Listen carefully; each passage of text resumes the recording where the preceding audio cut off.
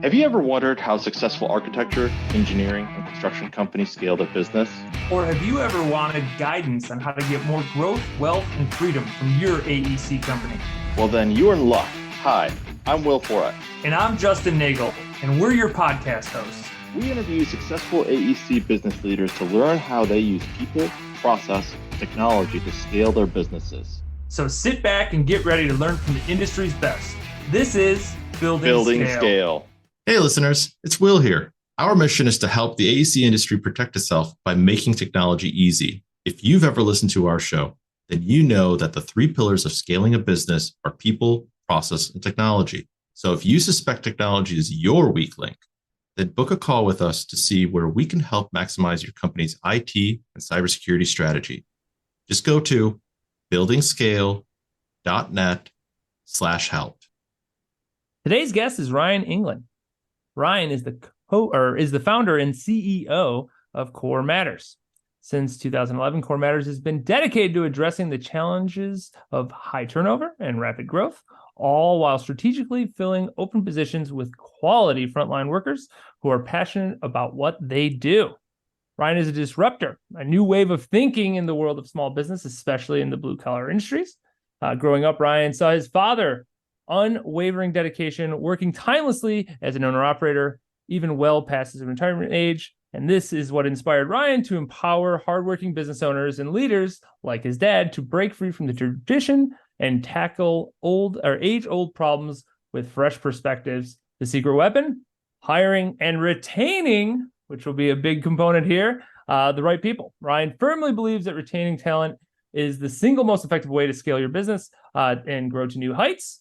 So buckle up, get ready, and as we dive into the world of strategic hiring, retention with the powerhouse knowledge, examples, and expertise from our very, very special guest, Ryan. So with all that said, Ryan, welcome to the show. Justin, that was awesome. I love that bio. Thank you. That intro was great. Will, great to see you again. I'm excited to be here. Great seeing you, Ryan. Yes, we're really excited. We hear this almost every person we talk to. Well, it's a problem. Hiring's a problem. Well, it's a problem. Finding good people. Well, it's a problem. Like it's over and over and over again. So today, I hope to solve this problem for everyone that's listening. Here we go. We got Ryan here. He has all the knowledge. One thing that you'd said to us multiple times is retention is the problem, not the hiring piece. So let's dive in there. Let's talk about retention compared to hiring and your views on that and how you've seen that be the true culprit of this big problem that everybody apparently is having in the industry. Yeah, well, you guys know this. I'm going to share this for your listeners too. I don't pull punches. I'm not going to beat around the bush. I might offend you. I apologize. It's not just you. There's a lot of people struggling with this, but people come to me and they say, I got a hiring problem. No one wants to work. Everybody's entitled. Everybody's lazy. Everybody wants a remote job, blah, blah. You've heard it all, right? Oh, yeah. And then I ask them, I say, hey, it's almost the end of 2023 now. And you can do this any year. How many people are you going to have on payroll at the end of the year? And they'll give me a number. You know, I had one company tell me, 40 something, 41 to 42. And I said, great. How many W-2s are you going to issue? And they're like, whoo, 77. Woo! Well, that sounds to me like you don't have a hiring issue. You actually have hired, 30 extra people this year, plus whoever else left. That doesn't sound like a hiring issue. It doesn't sound to me as though people don't want to work. Now, I know what they're thinking. Well, I hired them and they were lazy bums and they didn't have good transportation and they couldn't get to the job site and they lied to me and didn't know how to do their work. Or you didn't onboard them well. You didn't have a solid training program. You weren't willing to develop these people that want the jobs, but no one's willing to give them the chance because everybody wants to hire the 5-year experienced veteran who's amazing and is going to do all your jobs under budget and get them done in record time. Isn't math great? So we don't have a hiring problem. If you just paid that person double than everybody else, then you'd get that person. I mean, theoretically. Well, yeah, but 9% of people leave for more money. That's it. 9%. Interesting. Okay. So if they're not leaving for that reason, you mentioned onboarding being a big piece of this. What is the reason that the other we've all heard this leaving? before. People don't leave jobs. They leave Bosses. Bosses. Yes. They leave bosses, which are your managers, are your leaders, are people. So people don't leave jobs. If I'm a craft worker and I've experienced in my craft, guess what? I know how to do that work. I want to go do that work for someone different. I don't want to go do different work. I want to do the same work, but I want to do it for someone else. So that's why people leave. People leave for a multitude of reasons, but they're leaving people. Now, you might get that. You might go, oh yeah, that makes sense. But here's the hard part about this. That means that the people that are leaving you are leaving you. Ouch. They're not leaving. Ouch, it hurts. It hurts. I want everyone. Ways, right? I want everyone that is listening to this episode just pause for a quick second, and I hope you actually listen to what he just said and reflect on your own company, whether it's you or whether it's there's people leaving your company. Reflect on what manager or managers they are leaving, and if it's a repeat issue there, you might have just uncovered something. Yeah, absolutely. And it's one of those things that it's really easy to look at everybody else and say, oh, I get why they'd leave them. But they're only leaving me because they're making more money elsewhere. It's like, that's not true. That's not true. Here's another harsh stat. I love numbers. 70% of the job market is passively looking for work. I mean, 7 out of 10 people would be open to another job if it fell in their lap, essentially. AKA recruiters. What? AKA recruiters. Recruiters like to hunt for those passive people. Because I used to be one of those people. I never looked for a job ever. Yeah. But a long time ago when I, was on the other end, I was actually, quote unquote, looking for jobs. I was employed. That's exactly what happened to me. I think all 9 times that I had, it was recruiters that were calling me, and they had me on speed dial. So yes, passive, 100%. I agree with that. So 7 out of 10 people are passively looking for work. And most people want to hire someone who's gainfully employed. Fair? Right? Oh, yeah. Here's the other thing to think about. If 7 out of 10 people are passively looking for work, and that's who you as the employer who needs people needs to go, you need to find these passive job seekers. 7 out of 10 of your people are passively looking for work. So we fix this problem when we realize it's a retention problem, not a recruiting or a hiring problem. That said, a lot of ways we solve the problem is by hiring the right people, hiring people that fit our culture, hiring the people that want to come work for us, those kinds of things. So we solve a lot of the problem through hiring, but it's not a hiring issue. It's a retention issue. So we talk about right people, right seats all the time. We're an EOS company. I know you are very familiar with EOS. Your book, your co-author, EOS, is an implementer or somebody that is EOS driven, certainly. But what does that mean for somebody that isn't running on an operating system like that? People throw around culture a lot. They throw, hey, we're a good place to work, all these things. But what does that actually mean for the average GC or trade partner? So we've all heard the right people, the right seats, get the people on the bus. We've all heard that metaphor. Jim Collins, Good to Great. Yep. You can learn all about that metaphor. The reality is, when Jim Collins finishes that metaphor and talks about getting the right people in the right seat, he's only talking about your executive team. He's only talking about the people that are deciding where the bus goes. I mean, unless this bus only has 5 or 6 seats on it, it's got a whole bunch of other seats you got to fill up with people in your business. Well, that bus is going to get stuck in traffic. It's going to break down. It's going to take a detour. There are a whole bunch of things that are going to happen to that bus. It could be a pandemic. It could be economic uncertainty. It can be, you name it, like a whole bunch of things are going to cause your bus to have problems. When you have the right people on the bus and they're all excited about where you're going, that's the key here. They've got to be excited about where the bus is going. When they're excited about where the bus is going, when it breaks down or it sits in traffic or you got to take a detour or whatever, they're going to stay on the bus because they're so pumped and jazzed about where you're going. But if they're not pumped about where you're going, they're like, I'm sitting in traffic way too long. Ooh, it's a stop. They're going to get off the bus, take their friends with them, and go get on another bus that is very important to them. They find one that is going where they want to go. So that's what's driving people. That's why people are leaving, because they're not excited about the people they're working with, and they're not excited about where your bus is going. So I think that example can work whether you're running on EOS or not. Okay. When people think of the big picture, if it's a BHAG or if it's just the vision of a company that thinks like, hey, like this is what we're trying to achieve, that's larger than ourselves. It's a much more grandiose venture.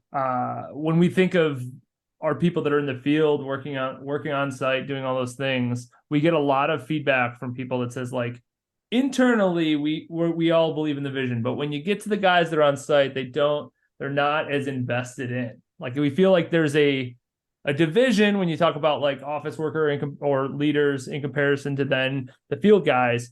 Why is that? And then how do you fix that? Yeah.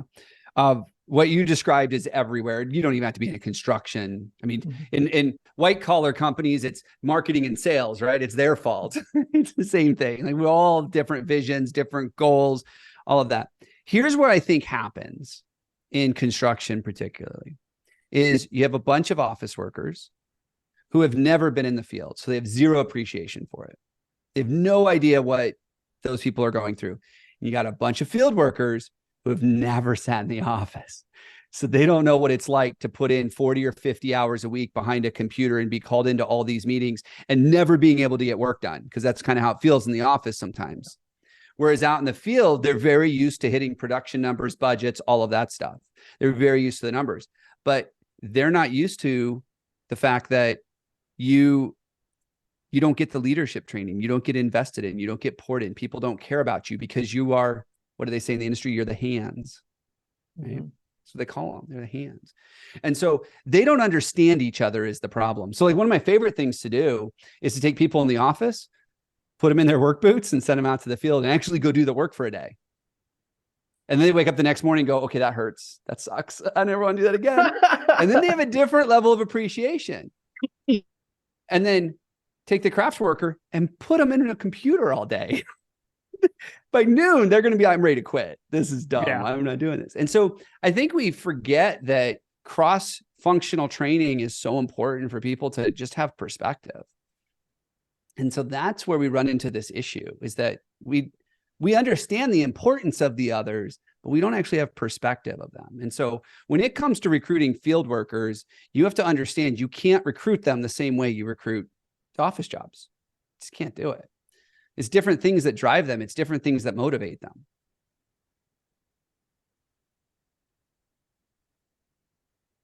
Boy, you just gave the modern version of walk a mile in another man's shoes.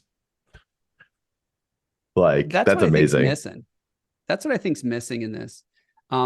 We have a client that hired a director of talent acquisition, and she had no experience in the field. And during the interview, I said, you guys need to make sure that she's comfortable once a week, putting on the boots and getting out there and meeting people. And she's hiring these people. She needs to understand who she's hiring for. And, for the first couple of weeks, it was great. And then I got busy. I got these meetings to attend. I've got all this emails to deal with. I get pulled in all these different directions because office work is so, I'm going to say scattered a little bit more than the production work in the field. That's fair. I think that's a good way to explain it. It's more scattered. You had mentioned hiring for in the office in comparison in the field and how that's different.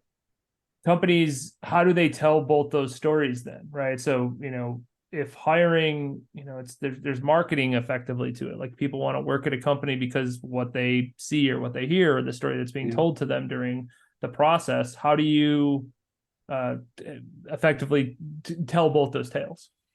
Well, I think the question is, how do you make it the same tale? Because we're all in this ship together, right? And if there's a hole in your compartment and nobody knows how to patch that hole, or the person in the other compartment in the front of the ship knows how to patch that hole, but they choose not to, eventually we're going to drown. We're all going to drown. We're all in the same ship. All right. And it's important to be intentional about how do we create the same story. You hire a certain type of leader, you communicate a certain way. Now, are the tools and the mechanisms you use different between the office and the field? Sure. We have one company where anybody below a foreman doesn't have access to technology. Like they're not given an iPad or a computer or anything. I mean, they're out there, they're supposed to be doing the work. So what they learned was everybody has a smartphone. And so they implemented software that you do not need a password for. All you got to do is put your phone number in, get a text message, and you can access this software on your smartphone. So the tools they used were different, but the way they were communicating, what they were communicating had to be the same between the office and the field. Does that make sense? So Yes, it does. yes, it does. You had a plumber drains example Yeah. that you talked to us about. Could you tell that one here? Yeah, what that's all absolutely. Let me about? give you a little background though. Is that okay? Yes, please. Oh, yeah. Background. So we work with the skilled trades as well. So not always construction. And they were talking about the fact that they can't find anybody with the 5 years experience, right? That's the magic. Everybody wants the 5-year experience, seasoned technician that, by the way, is only 25 because they want them to be able to do it for another 30, 40 years, right? That's what everybody wants.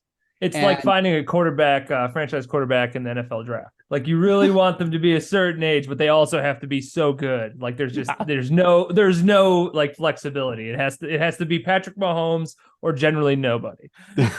That's exactly. So we said, okay, well, great. What are you getting? And here was their biggest issue. So I'm a big fan of employee referrals, and we can get into that, why they work, why they don't work.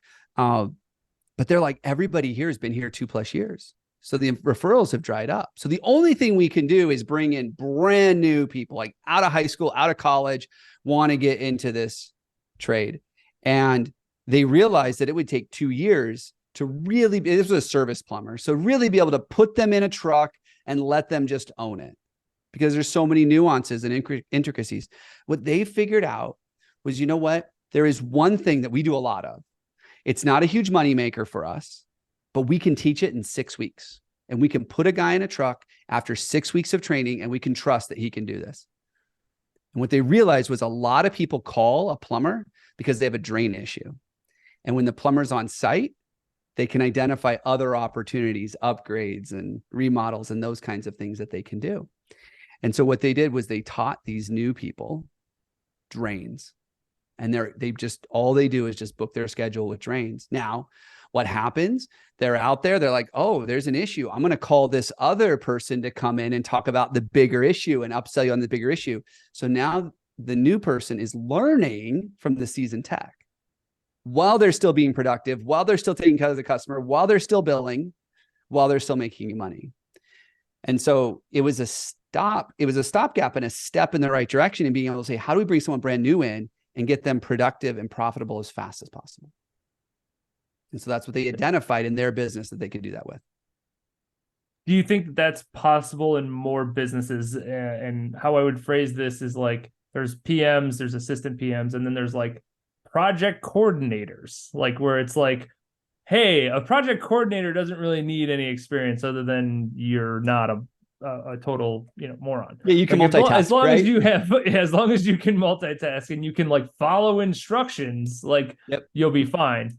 But that's the path to getting somebody to like, hey, you need 5 years of project management experience. Like, well, be a project coordinator, move up to assistant project manager, then go to a project manager. And like, this is the path to do it. Do you think more like companies should be, I don't know, whatever this assistant to effectively roles? Well, here's the reality.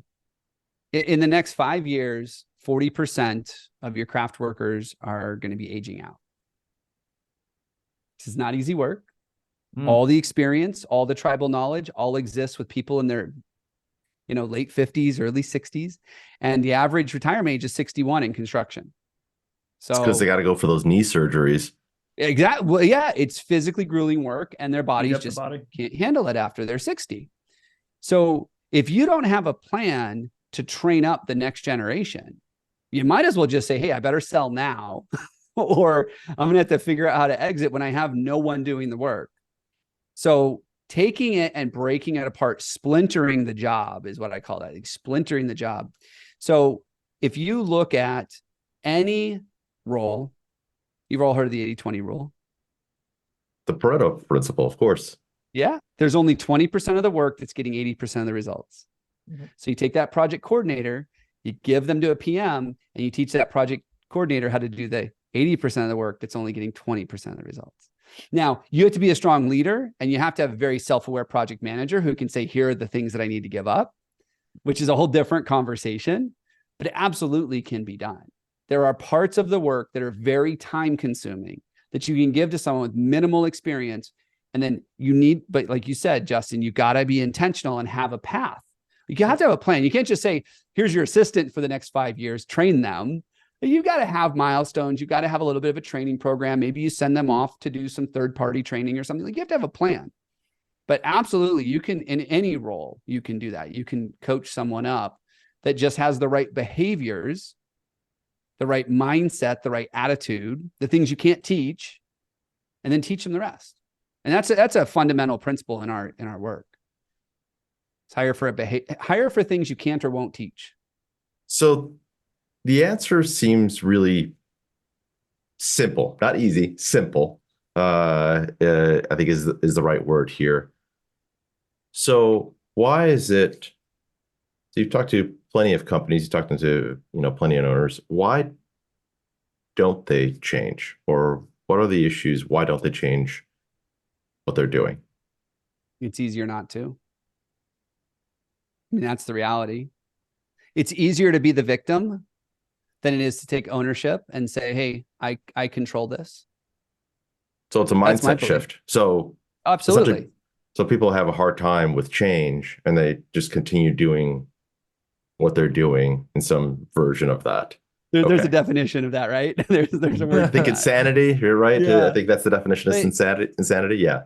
I'll never forget. It's probably about 5 years ago. I met this guy, third generation iron worker, third generation. And they said, hey, I'm looking at this. I wanted to talk to him about PTO, because when you're a sub, there's not a lot of PTO. If you're a craft worker, you don't get paid time off. It takes a year. Well, in his case, it took 5 years. 5 years to get 1 week. And I asked him, I said, I'm curious. Where did that come from? He said, well, that's the way my dad did it. Okay. Why'd your dad do it that way? Well, that's the way granddad did it. Okay, but why? He's like, I don't know. I'm like, it seems kind of silly. I go, what's your average retention? He goes, average employee stays here 2.2 years. I go, so in other words, you just get out of paying any kind of PTO. I'm like, so why even put it out there? Like, no one's ever going to earn it. He's like, well, my foremen do. I go, but those are people on a career path. Those are people climbing your corporate ladder. Of course they're going to earn it. But everybody else that just wants to be a craft worker, which is really important. Like, not everybody wants to climb the ladder. Not everybody wants to be a leader. There's some people that just want to come in, do their work, and go home. They're never going to get paid time off. And he's like, I guess now I see it. And so he actually changed. It took 3 years for him to finally get to the point where he said, okay, after a year, they get a week. It was the best we could do. It took 3 years for him to come around to that. And I think so sometimes it's easier just to do what you've always done. Well, there's one version of change from insanity. Maybe someone's listening out there. Like I said, I don't pull punches. I say it how I see it. So talk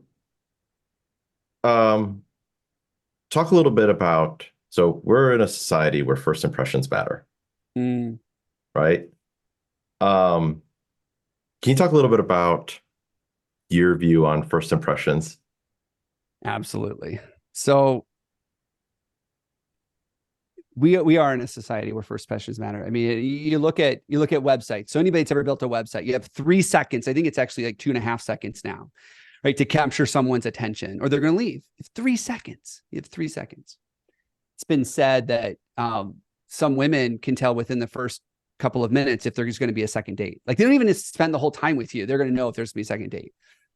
We are so focused on that first impression that people, like, we look at the dating world, They'll go get their hair cut. They'll buy new clothes. They'll buy new cologne. Like they'll rent a car. They'll do all this crazy stuff for that first impression because it's so important.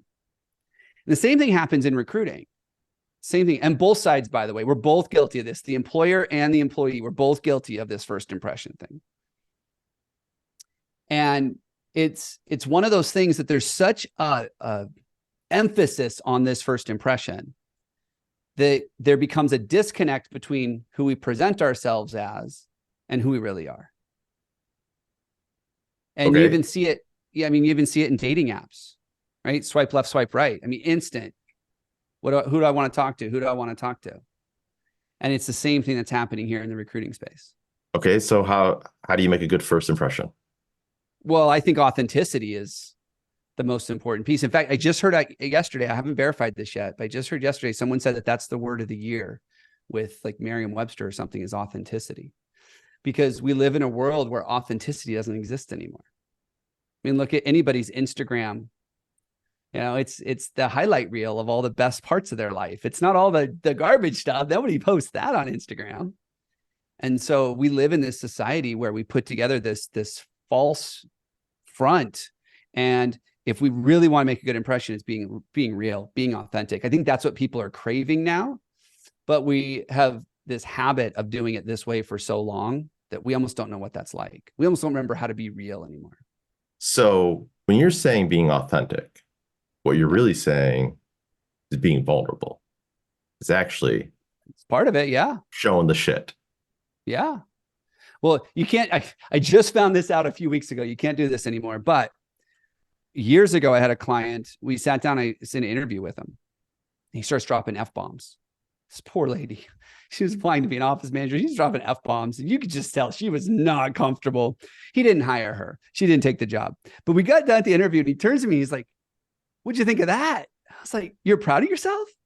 He's like, "Well, that's part of my interview process. I drop F-bombs because we curse a lot around here and I want to make sure that they're comfortable with it." I said, "Dude, I get it. I love the authenticity. Here's what I want to do. I want to drop F-bombs in your job ads that we're posting online." His face goes white. He's like, "You can't do that. Why can't I do that?" So you'd rather put a false front out there and say, "Here's who we are. We're all perfect, blah, blah, blah," and then drop F-bombs when they're in your office because that's who you are. What a waste of time. What a way to embarrass and humiliate people. Like, just stop it. Now, you can't do that anymore. Indeed made it so, you know, we've all become overly sensitive about things. So you're not allowed to curse in your job ads anymore. But 5 years ago, you could do that. Asterisk help. So do at symbols and some other symbols. Dollar signs. Dollar signs, yeah. You figure it out. But that's the thing. Like, we're so focused on being this pristine brand and being perfect that we don't want to be vulnerable and own our faults and our shortcomings. You know, we all want employees to be self-aware. It's a big one. I keep hearing that a lot now. How do we find self-aware employees? But I think the way you find self-aware employees is by becoming self-aware yourself. And I think for a lot of employers, they're not self-aware. They're living in this bubble of what they think they are, or who they purport to be, or who marketing tells them they are.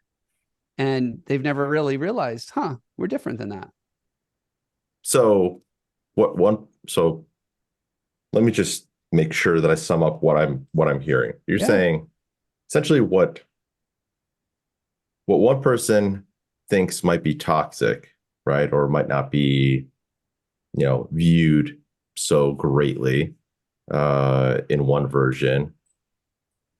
But you're saying lean into that because that's who you are.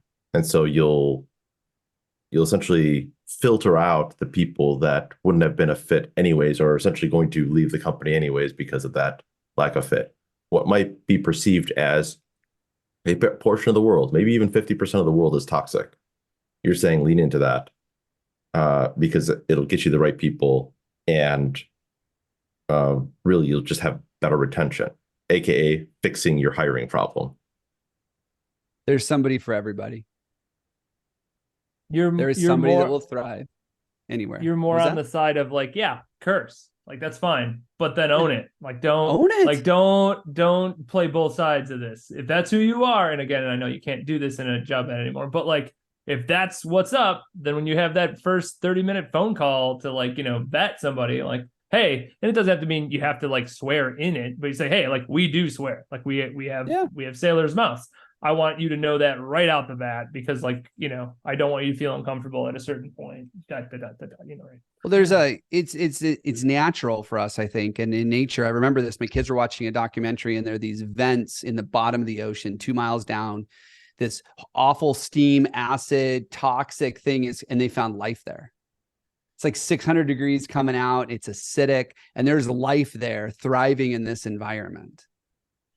There's somebody for everybody. You can have the most toxic culture, what I would consider a toxic culture, and there will be somebody out there to be like, these are my people. I'm home. Yeah. I belong here. And you just got to be real with it. And that's the problem. We've got away from being real a long time ago. And I think that's the piece that, for us, that's a big piece of how we solve this problem, is be authentic. That actually makes sense. If you look at, and not to put business and conspiracy theorists in the same realm here, but like if you think about the craziest conspiracy you've heard of, there's more than one person that believes this, and like they all find each other, and like they have conferences and do what all the, they do all the things that you'd be like, well, obviously they found their tribe. So it is about finding your tribe and saying like, these are it. Like if I'm a bro and I'm like, I just want to hang out with a bunch of bros, like that's what's up. Not that could be girls or boys, because obviously I know that there's more legality to that. But yeah, like I just want some bros around. Like that's what I'm looking for. Well, I think that's an important piece too that you bring up is be okay with your biases. Like I think one of the reasons we got this whole thing of putting on this show is because we wanted it to be a way to protect us from our biases. We're all biased. Like I'll admit it. I'm biased. I have biases. Okay. And it's one of those things that, like, for example, I'm an Apple guy. When someone comes into a meeting with me and they've got the new Samsung, whatever, I'm just like, oh, you just like to feel like you're in control. That's the reason you have Samsung, because it's not locked down. And that feeling of control, which they still control you need that. I don't know if I want that on my team. Right? I'm convinced there's two types of people in the world. I'm going to get off this soapbox in a second, but those are the people that are smitten with Apple and fully on the platform. And then there's everybody else. Like nobody really likes the Android platform, but they just dislike iPhone so much. Anyways, I'm done. That's awesome. So but it's the same thing me here. and Will are Google phone users for sure. So that's hilarious. Which would fall into the Android. But then on top of that, for me, I use a Mac. So like I'm like the worst. I'm like the step-headed. So you like things that don't work horrible together. So you love it when you have fragmented. I try to make sure it's harder. That's I like the grind of the hardness really builds the character of the person. And I think anybody that just hops on a platform, I'm kidding, I'm totally joking. So process improvement, way better. Use the same like oil and water. Okay, got it. Masochist. In a word, yes. Masochist. Use the same systems. Please do that. Don't take my advice. Scalability is so much easier when you're on the same platform for everything. So. Yeah. But my point is we all have biases, right? That was just a silly example of a bias. But we all have biases. So one of the things I'll ask people, you're not allowed to, you're legally, you cannot do this. You cannot choose whether it's a man or a woman that will fill the position. Legally, you cannot do that. We all have an idea. Like bookkeeper, usually a man or a woman. We all have an idea. Project manager, man or a woman. Foreman, man or a woman. Like we all have the bias. And what happens is when we go into that interview and the opposite shows up, we instantly go to this place of, oh, this isn't the person I was hoping to get. There's just something about them that's not right. And we'll find something. We'll actually look for a reason to disqualify them because of these biases. And so one of the things that we coach a lot on is removing these biases by becoming authentic. So going to my team and say, hey, I think it's a man that's going to fill this position. And they're like, why would you think that? Or I agree with you or whatever. Okay. Now that we know we have this bias, we can be open about it. We can be honest with ourselves about it. Now let's go out there and find the best person for the job. What we do is we create this environment, this illusion that we want everything to be perfect. And we actually should just own it and say, this is who we are. Like, I'll tell you, for me, I share this with my team. I share this with everybody. I have a bias towards hiring women to be on my team. I don't know why it is, but sometimes a guy applies and I was like, oh, I don't know. I don't know why. That's the bias that I have. We all have it. And if we're not open about it, if we're not honest about it, if we're not vulnerable about it, it's going to hurt us in our recruiting. So that's the first step of awareness. Even though then you don't, even though you don't say that, like, we can't hire, anybody is anybody is a possible candidate. It becomes like, yeah, I say that, but internally I know that that's not true. So once you bring it out, it's like, well, am I just falling into my bias, or is this person actually not the person I want to hire? Yeah, and I see that happen all the time. I'm really involved in NAWIC and some of these other groups that are looking to bring more women into the trades. Mm-hmm. And the thing is it's such little shifts. It's just little tiny things. But for some reason, our biases hang with us as, oh, women can't do this work. I'm like, depending on the trade, they do it better than men do. Yeah. So for a whole bunch of reasons, just because we're physically built different. But we have these biases. And so it really impacts our ability to recruit the right people. So we put on these false fronts. We put it out there that this is who we are, even though it's not. And then we hope to make up for it later. And that just never works. All right. So culmination of what we talked about, you actually wrote a book. I did. What's it called? Hire Better People Faster. Talk to us about what's in the book that we haven't talked about yet. There's a lot. I think we're in the intro, what we're talking about right now. So mic drop. One of the things that I did a long time ago was I realized that the reason, especially we work with a ton of blue collar companies, all the industries.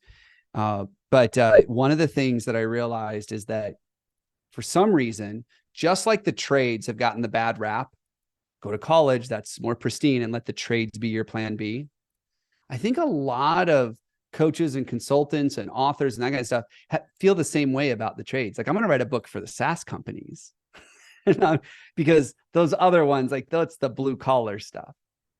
Well, we wrote the book to be a how-to manual. These are people that are used to building things.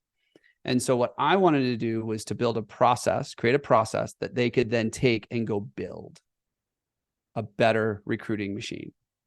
And in the book, I break down the 7 components that everybody needs to be looking at to build the right processes to attract the right people.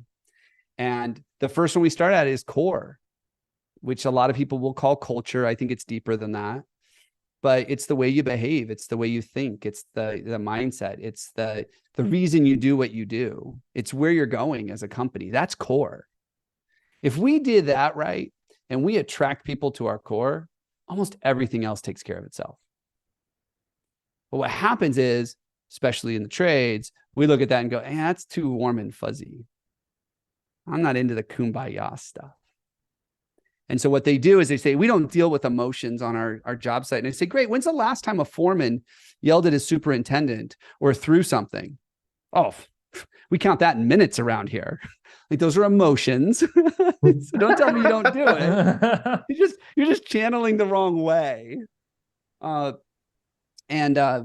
what I wanted to do with the book was give them a how-to. How do you build a process? So it's very much a process book.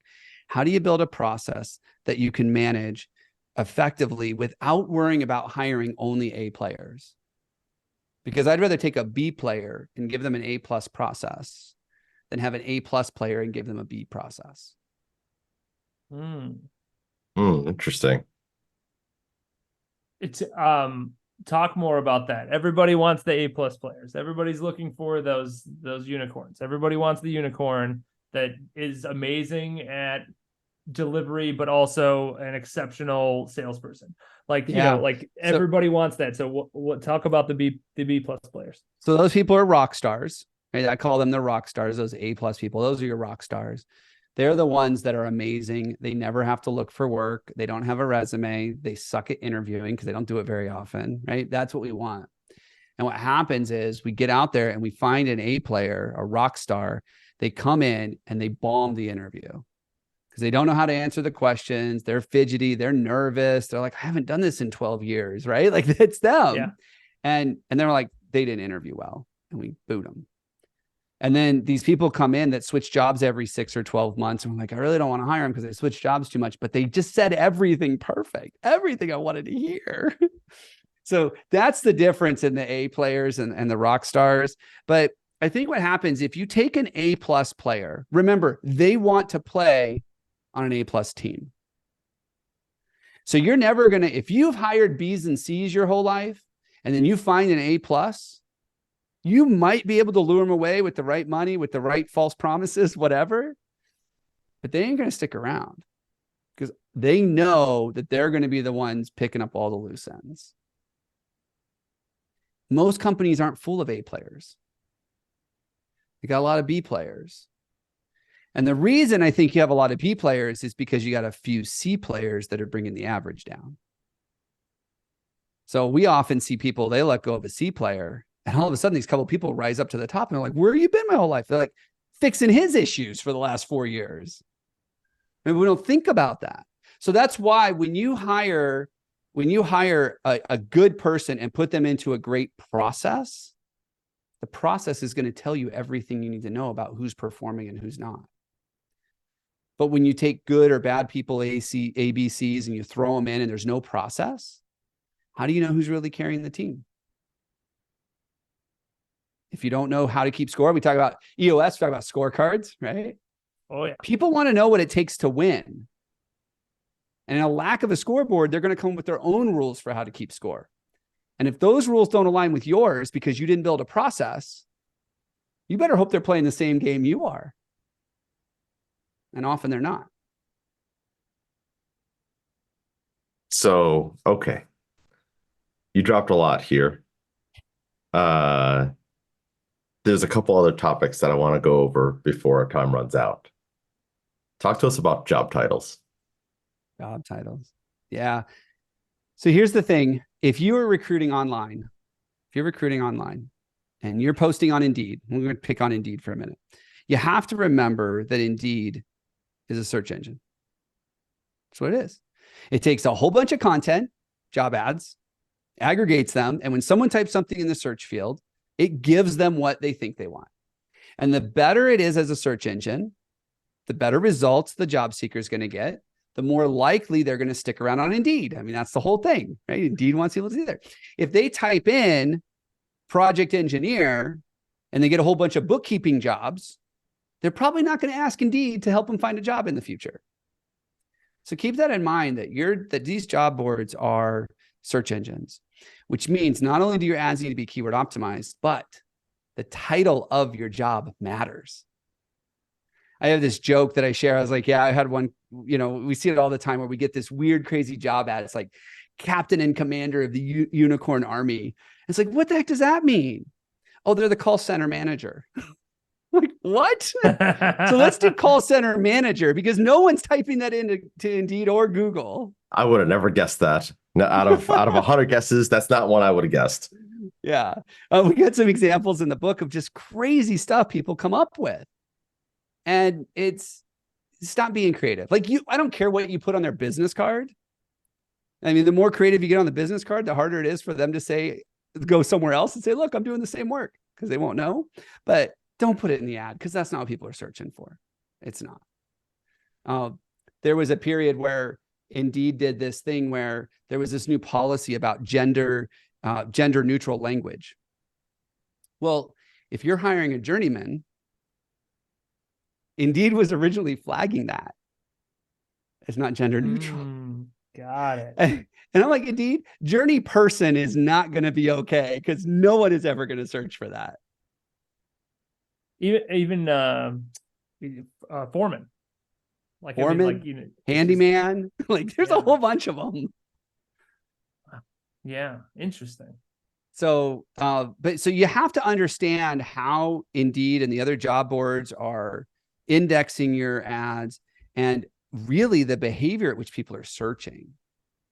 So, the most popular search on Indeed, I just learned this, 60% of their searches are a city, state, no job title, blank.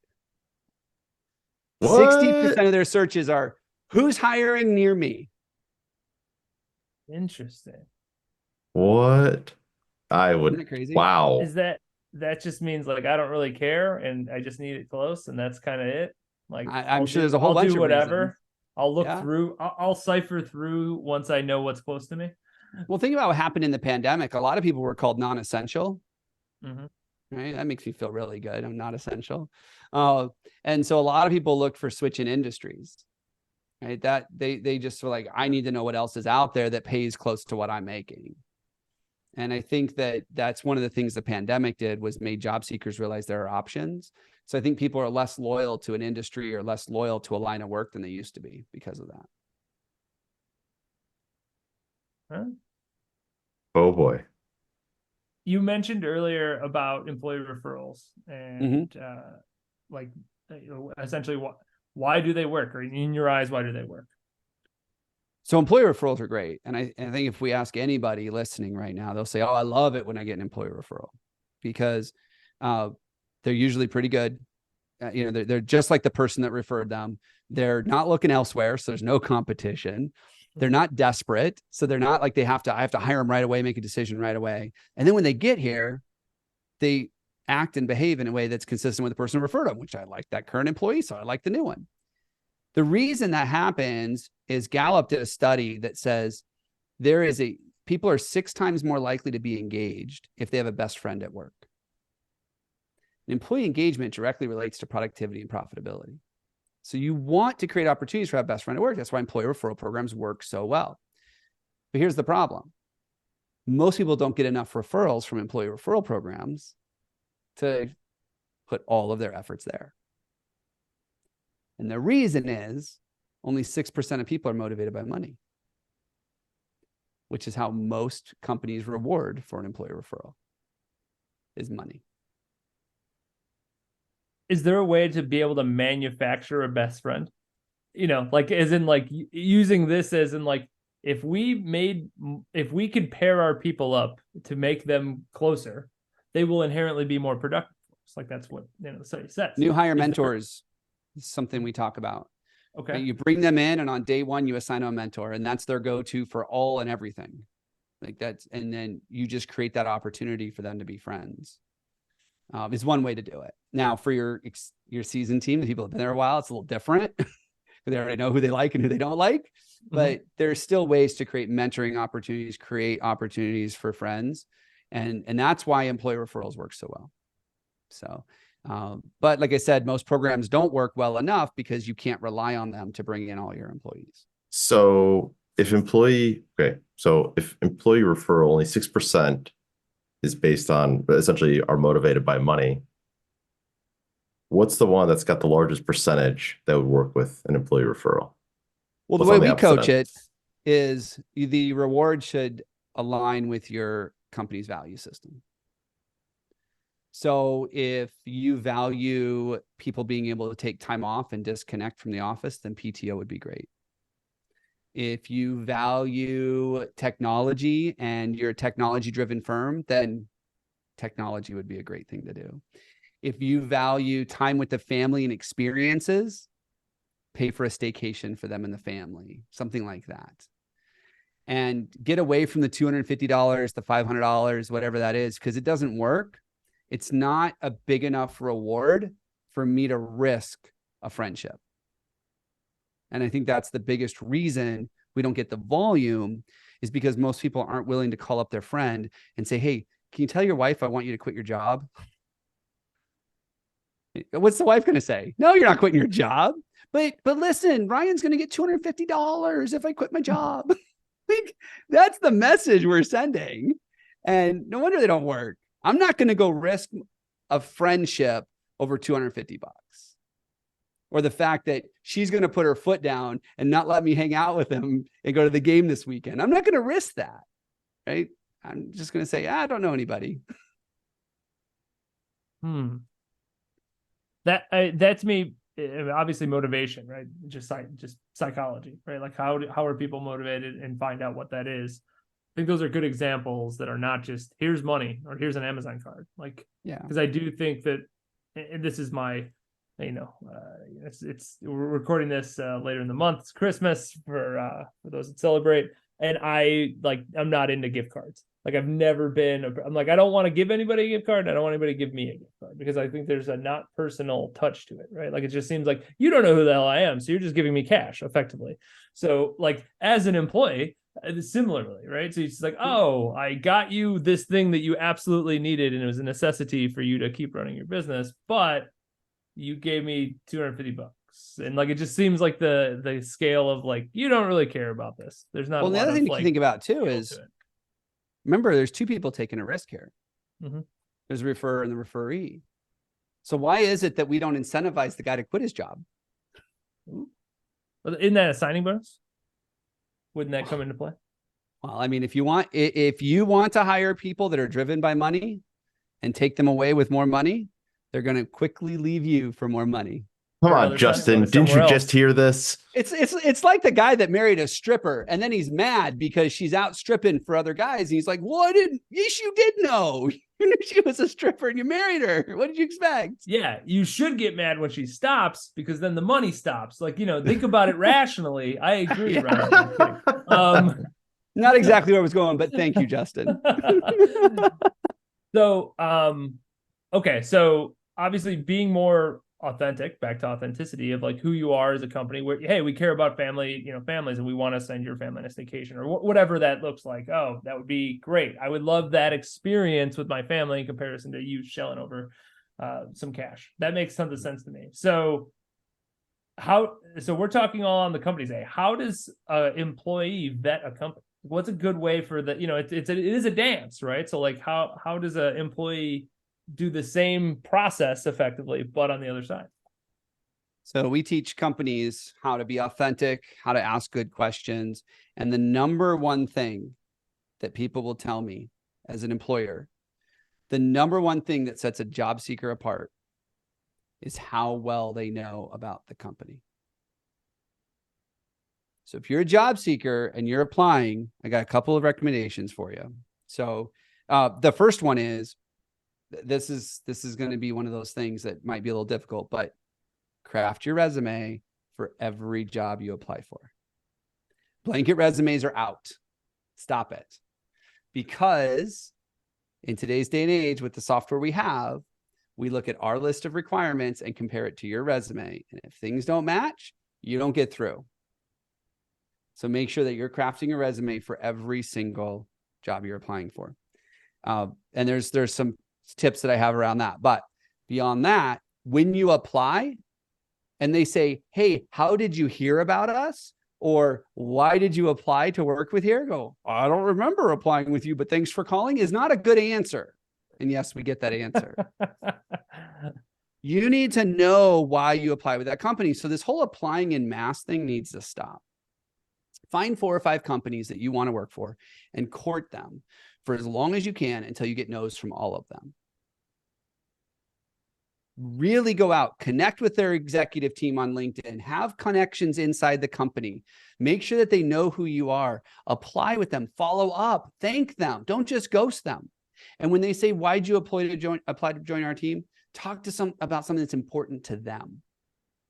Oh, I read your vision statement. Oh my gosh, I was like, this is where I need to be. Or I love that you serve this community. Or, hey, you serve this group of underserved people. I think that's amazing. And here's why that matters to me. Like, find something to connect with them on. It's the number one thing that they tell me. They're like, when I ask them why they applied, I just want them to not give me the deer in the headlights look, which most job seekers do because they click, apply all. They don't even know who they apply with half the time. So if you're a job seeker and you're out there looking, you need to really go out of your way to say, hey, I'm interested in you. It's always dating. It's always back to the dating. It's always back to dating. Always. Okay. Talked a whole ton about process here. What technologies make sense for a company? Hey, like I'm recruiting, or I'm looking for people, however they phrase that. What are ways, or what are technologies that make sense to use? What are things that are maybe just over the top for, when we think of like construction? Yeah. So an applicant tracking system is hands down really the only tool that you need, but you need that tool. If you don't have an applicant tracking system in play, it's going to revolutionize the way it's not just going to be an incremental improvement. It's going to revolutionize the way you recruit, how many people you get in front of, how you manage applicants, how you communicate with them, how you automate things. It's an amazing tool for the right company. I mean, you got to have people that embrace software. If you don't embrace software, then it's going to be a challenge. But usually the office people are good with software. Mm-hmm. But everybody always asks me this, which one's the best one? The one that you use. That's the best one. The one that you pay for and you're just like, this thing doesn't work. When's the last time you did any training on it? We've never done training. That's why it's not working. The one that's not an Excel doc? Is that what you're saying? Yeah. Or an Outlook calendar. I've been trying to, another thing in construction we're starting to see more and more of is texting, especially when you're recruiting for the field, because these guys aren't sitting in front of computers all day long. And so automating text messaging as a way to communicate, way more effective than email. That's smart. That makes tons of sense. Yeah. So text automation platforms, which some applicant tracking systems have built in. Okay. How do you feel about like personality tests and going through that and using either software that does it, or obviously just taking the test on the different? I love pre-hire assessments. So many. Yeah. I love pre-hire assessments. I think they're great. Again, the one that you use. Here's the thing about behavioral assessments that is a pet peeve of mine is their value doesn't show up until after you've hired the employee. So many times people use them as a way to make a decision about who to hire, and then it just goes in their file and they never look at it again. And you're sitting on a gold mine of opportunity for onboarding the person, getting them to have friends at work, finding better ways to communicate with them, finding ways to engage and motivate them. You were sitting on a gold mine with that assessment. But what most companies do, they look at it, they're like, oh, they match our job model, and they file it away. So if you're going to use them, use them. I love that. But I don't think you should use them. So much sense. Don't use them as part of the decision process. Don't say, oh, they didn't match perfect, so they're not a good fit. Say, hey, this is someone I think I could work with. Let's talk about the issues we might have with the personality conflicts. Or, gee, I hired someone just like me. Let's talk about the issues we're going to have. So if you're going to do it, use them. I love integrity assessments is a big one. I don't know if you've heard of those. No, tell us about it. Yeah. So likelihood for them to steal, lie, do drugs and alcohol on the job, and cause workplace violence. All things that construction companies are dealing with. Yeah. There was a company out there, it wasn't mine. This is a stat that I heard. They dropped their work comp premiums by like 40% because they started hiring people that weren't getting hurt on the weekends and filing false work comp claims. Because how many work comp claims are legit? Probably not as many as we want to say, I think are legit. Like they got hurt on the job site. Wow. Just putting that together. Integrity. I don't know. This is my ignorance, I guess, kind of showing that, how much people are willing to do or not do, depending on your perspective. There's one integrity assessment out there, and it says, it's a multiple choice. And it's like, I would feel comfortable stealing some paper, a stapler. And then the last one's like $500 cash. And you would not believe how many people are like, it's $500. Who cares? It's only $500. They're rich. They're multimillionaires, right? They've got yachts that no one knows about. They're rich. The other one is filing worst comp claims. And then they ask for reasons why. And they're like, well, it's insurance. Who cares? Insurance company's the one losing. And it's crazy. They're worded in such a way so that there's control questions. So they actually get to tell, are they doing their best to fake the test or not? It's pretty good stuff. That's who cares? It's insurance. Maybe this goes to the authenticity piece, though. Hey, I don't necessarily want a thief or somebody who's going to do drugs on the job site per se. My EMOD's 1.7. Maybe I'm like, hey, yeah, screw that insurance company. I agree. I think the same way. Yeah. It's crazy the way people think. But I think a lot of that has to do with the fact that we hid a lot of this stuff from people. And they're like, oh, they're not being truthful. They're not being authentic. Everybody thinks that if you have a $5 million company that you're making $5 million a year. Oh boy. Yeah. Anyone that thinks that, we need to teach a lesson or two in finances. But we should nobody do a does whole that. segment on this. Yes, we should. Nobody does that, Will. That's the problem. Okay. So we have come down to our last question. Okay. If you were to go back in time 20 years, what would you have told yourself? What would you have advised yourself? Do I have to pretend that I would have listened? Yeah, let's pretend for a second. Let's hope that you would have. I mean, this is Bruce. I mean, maybe Bruce Willis went back in time, to tell his self and didn't listen, right? Said, "F you, asshole." Well, okay. Let's pretend that most you're not time Bruce travel Willis. movies. They don't listen. Yeah. You know what? As a business owner, as an entrepreneur, I would have deeply niched early on, instead of being everything to everyone. That was originally my belief. It's like, well, yeah, I can help you. Yeah, I can help you. Yeah, I can help you. And then it's like, I'm helping no one because I don't have a process. I don't have a system. So get really clear on what it is that you want and just go after that. Some wise words. Mm-hmm. Lots of wise words coming for you today. Thank you. Ryan, you've been amazing. I think that anyone that's listening in the industry, actually listening, I think there's gold mine worth of value here just listening to what you have to say. So, Justin, you want to close out for us? Yeah, for sure. I'll make sure to throw all your social and all that stuff in the show notes, as well as a link to your book where they can get it. If somebody wanted to get a hold of you, what's the best way for them to do that for our listeners? They want to reach out to me directly. I'm on LinkedIn, very active there.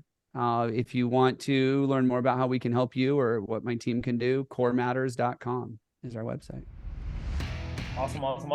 Is there anything else you'd like to tell the people before we say our goodbyes? I think the biggest thing is just you have to make the decision to be intentional. And you can solve all your hiring and recruiting problems, your retention problems, if you're just intentional about solving the problem. Awesome. All right, listeners, we had a great time. I feel smarter even within this past hour. So I hope you do as well. And until next time, adios. Adios. Thanks for listening to Building Scale. To help us reach even more people, please share this episode with a friend, a colleague, or on social media. Remember, the 3 pillars of scaling a business are people, process, and technology. And our mission is to help the AEC industry protect itself by making technology easy. So if you think your company's technology pillar could use some improvement, book a call with us to see how we can help maximize your IT and cybersecurity strategy. Just go to buildingscale.net/help. And until next time, Keep building scale.